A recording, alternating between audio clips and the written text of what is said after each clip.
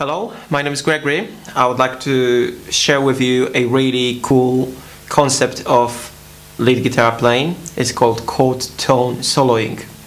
This is a very basic but really overlooked concept because it's time consuming, and a lot of players, they prefer to focus more on playing scales. Okay, so what is chord soloing? This idea is based on using chord tones, which are the notes from the chord. So basically you take the chord progression, you find out what the chords are, and then you try to figure out what are the notes of each chord, and here are your chord tones. So this idea will secure very melodic and soulful solos, right? So it's very hard to play bum notes since you play only the chord tones. It always sounds great and it sounds very melodic. And I'll prove you that in this lesson, right? Okay, so for this lesson I chose following chords. Maybe I'll try to play them from the backing track. The first chord is A minor, the next one is C major, then we've got D minor and G major. And I'll start playing from the root notes. So I'll be playing the root notes of each chord, right? So let's see what's gonna happen.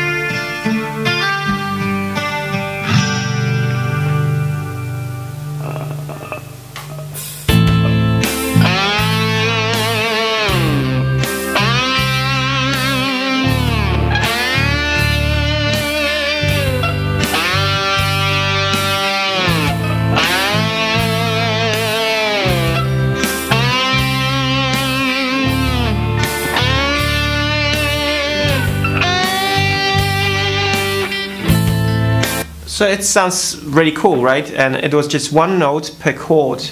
You don't have to play 50 notes per bit, right? You can just play less, and as long as the note is right, in this case it is, because it's a chord tone, it's gonna sound great. So this idea was based on the root notes. Why not to try now with the third of each chord? So let me just demonstrate this. I will just look at my cheat sheet to tell you that the chord tones of the thirds of these chords are C, E, F and B. But don't worry about this, because you'll be able to download a PDF file with everything written out. So I'll give you everything there. So you have the breakdown of each chord tone, and you have the tab of the entire lesson. So no worries. So let's find out now how it's going to sound, the thirds over these chords. So let's wait until the chord progression comes back to the chord number one.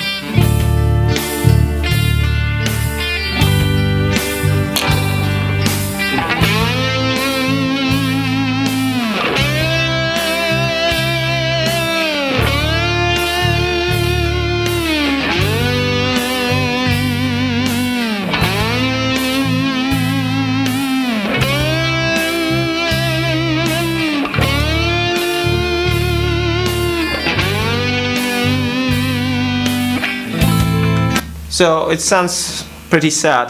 So this is all about thirds. They sound kind of sad.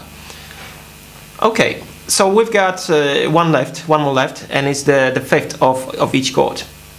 So the fifth are E, G, A and D, but everything, as I said, is written on in a PDF file. So let me just start it again.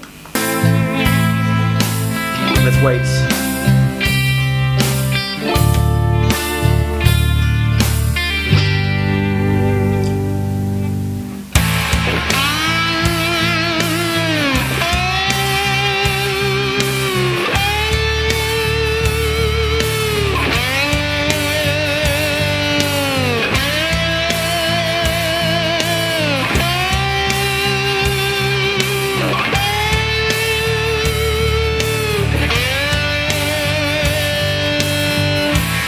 So this is enough. It sounds pretty cool as well.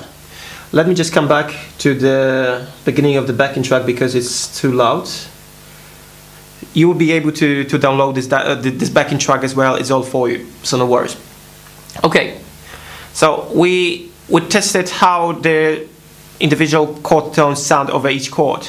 So maybe I will mention here that you will need to be able to identify the chord tones. So it's good to learn the notes of any chord that exists, and then that will help you to identify them quickly, and this will help you to play better solos, more melodic solos as well. Okay, so now why not to play 2 chord tones of each chord? Why not? So I'll try to use some combinations of chord tones, right? Let's see what's gonna happen. So again, let's wait till the right chord comes in. Okay.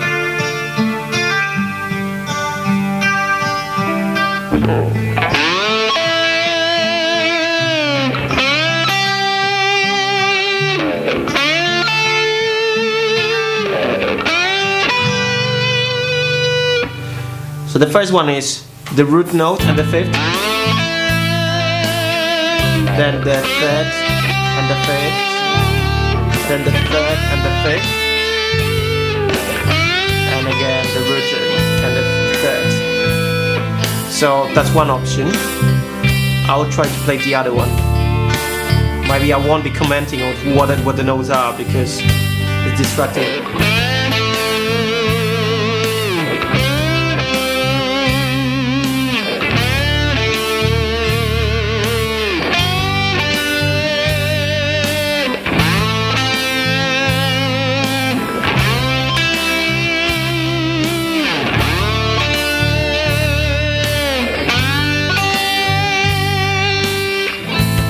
Okay, so before it's gonna get crazy, I'll come back. Okay, so I played 2 or 3 different ideas of mixing chord tones. Actually, I think it was 2. So as you can see, it and here it sounds pretty awesome. What next? Let's say that you mastered all those chord tones and you really know what they are. You kind of memorize that or whatever. That would be the time for you to move on to adding some notes from the key that are not chord tones and mix them somehow with what we've done so far. So the idea would be very simple. The beginning and the end of your phrase would be the chord tones. So that will secure the melody. It would mean that the melody is safe and you won't start and land on any bad or bam note, right? So that's pretty awesome. So whatever is in the middle, it's up to you. It might be, there might be a lot of tension or whatever, but the last note of your phrase would give you some sort of resolution, I think. You basically resolve whichever phrase you play by your chord tones. So I included one more example here, and now I'll try to play it.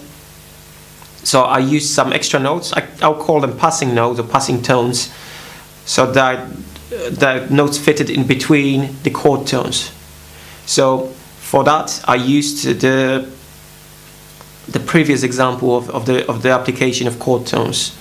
So I played the root and the 3rd of the first chord, then the root and the 3rd of the other, the 5th and the root of the chord D, and the 5th and the root of the chord G, and in between I put some extra notes.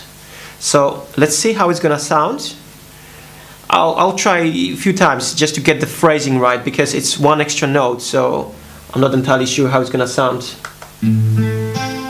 So let's wait for the right chord.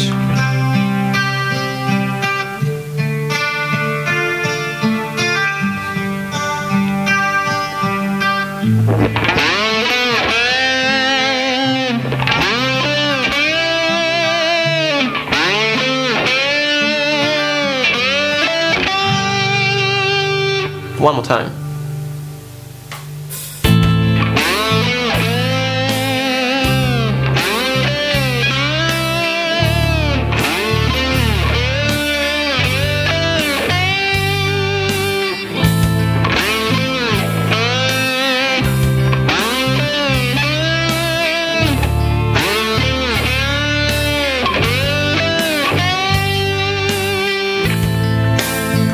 So it sounds pretty awesome, right? Okay, so what to do now? You could use my examples of these two chord tones together and try to put maybe, instead of one note, maybe 2, 3 notes in between those final, well, the first and the final note. You could do that. You could try to create different chord progressions and figure out what are the chords, what are the chord tones, or what you could do as well. Maybe you could see how notes from outside the scale fit into these ideas, because you don't have to use only the notes from the key. You could possibly try to play the notes that are some chromatic passing notes or whatever. This could be a very interesting thing to do. You could try different phrasing ideas, because you see I use the whammy bar here just to get this kind of slide-like kind of sound, but you don't have to do that. You can try something else, maybe using hammer-ons, maybe just sliding the note or bending the note. That'd be a good idea as well. And one more thing, you just got from me some basic examples, some basic ideas, right? What you could do, you could play these notes all over the place. You don't have to really play it there according to the tab. You just get the right note of the chord and try to play it anywhere else. So this is it. This is my short presentation of chord tone soloing. It's a very powerful concept because it helps you to play more melodic. I think it would be great if you could find some recordings of guys like Jeff Beck, Ritchie Blackmore. I think the song Catch the Rainbow is the one that you want to listen to. I think he used this same idea. Then Jeff Beck, obviously, he plays very melodic, and his playing is very soulful. Who else? David Gilmour as well, from Pink Floyd. I don't know, whoever. And obviously some great shredders, you know, they use the same concept, but they use probably arpeggios or sweep picking kind of ideas, as you know. So Yngwie Malmsteen, Paul Gilbert, Vinnie Moore. But you know what, let's start slowly and let's figure out what the chord tones are, and let's build it up slowly to something more. So well, just enjoy the process, because it takes some time. It's very intellectual, because sometimes it means that you don't have to, I mean, you can't really use your guitar yet, but it's worth spending or actually investing this time in doing so, because then your solos would be great. You play the right notes, so why not? Okay, so thanks again for watching this video, and visit my website to download all the free stuff that comes with this lesson. So thanks again, and I will see you soon. Cheers.